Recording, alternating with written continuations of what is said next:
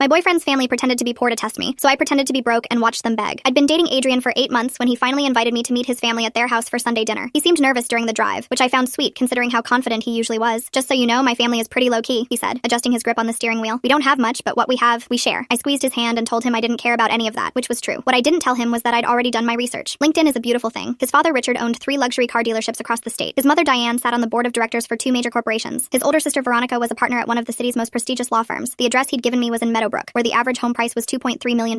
So when we pulled up to a modest ranch house with peeling paint and an overgrown lawn in a completely different neighborhood, I knew exactly what was happening. They were testing me. Adrian parked in the driveway next to a beat-up sedan that had seen better days, and I noticed the garage door was closed, probably hiding whatever luxury vehicles they actually drove. This is it, he said, and I could hear the nervousness in his voice. I smiled and said it looked cozy, then followed him to the front door. His mother answered wearing a faded sweatshirt and old jeans, her hair pulled back in a simple ponytail. You must be Sloan, she said, pulling me into a hug that felt calculated. Come in, come in. Sorry about the mess. The house was decorated like a stage set for a struggling middle-class family. Mismatched furniture that was probably rented, generic artwork on the walls, and a TV that had to be at least 50 years old. But I noticed the small details they'd missed. The Hermes scarf casually draped over a chair, the Montblanc pen on the side table, the barely visible tan line on Richard's wrist where an expensive watch usually sat. I complimented the house and Diane smiled, saying they'd lived here for 20 years and it had good bones even if it needed work. Dinner was served on chipped plates with bent forks, and I watched Adrian's sister Veronica struggle not to grimace as she used the obviously cheap cutlery. His younger brother Mitchell kept glancing at me like he was waiting for me to bolt. Richard asked what I did for work, and I told him I was between jobs at the moment, which wasn't technically a lie since I'd recently sold my marketing firm for 8 figures and was taking time off. Tough economy, Richard said sympathetically. What field were you in? I kept it vague and said digital marketing, doing some freelance work here and there. Diane jumped in asking if I'd gone to college, and I said I'd done a couple years but had to drop out due to financial issues, which was completely false, but I wanted to see where this was going. The whole family exchanged these quick looks like they'd just confirmed something. Mitchell asked if I had student loans and I said I was still paying them off, which made Diane touch Adrian's arm with this concerned expression. That must be stressful, she said in a tone that was probably meant to sound supportive but came across as condescending. Throughout dinner, they kept dropping hints about their supposed financial struggles. Richard mentioned how expensive car repairs were, even though I'd seen his LinkedIn post from last month about expanding his dealership empire. Diane talked about clipping coupons and shopping sales, despite the Cartier Love bracelet I'd spotted in a photo on her office wall from the company website. Veronica complained about law school debt, which was hilarious considering she'd graduated 15 years ago and was pulling in 7 figures annually. The performance was almost impressive in its coordination. After dinner, Adrian excused himself to help his mom in the kitchen, and Richard suggested I join him on the back porch for some air. I followed him outside to a deck that desperately needed staining, and he leaned against the railing with this serious expression. Adrian really cares about you, he started, and I could feel the setup coming. We just want to make sure you care about him for the right reasons. I played dumb and asked what he meant. Richard said that Adrian was a good kid with a big heart, and they'd seen him get hurt before by people who were more interested in what he could provide than who he was. I asked if he was asking about my intentions, and Richard nodded. We're not a wealthy family, Sloan. What you see is what you get. If you're with Adrian expecting some kind of upgrade or financial support, you should know that's not something we can offer. I looked him dead in the eye and said I was with Adrian because I loved him, not because of what was in his bank account. Richard seemed satisfied with that answer and patted my shoulder before heading back inside. I stayed on the porch for a minute, pulling out my phone to text my assistant. Pull my investment portfolio details. I need the documentation showing I'm broke. Create a paper trail for student loans, credit card debt, the works. Make it look convincing. She responded within seconds saying she was on it. When I went back inside, Diane pulled me aside for what I assumed would be the mother's version of Richard's talk. But it wasn't for the reason I expected. The rest of the story is linked below or on my channel.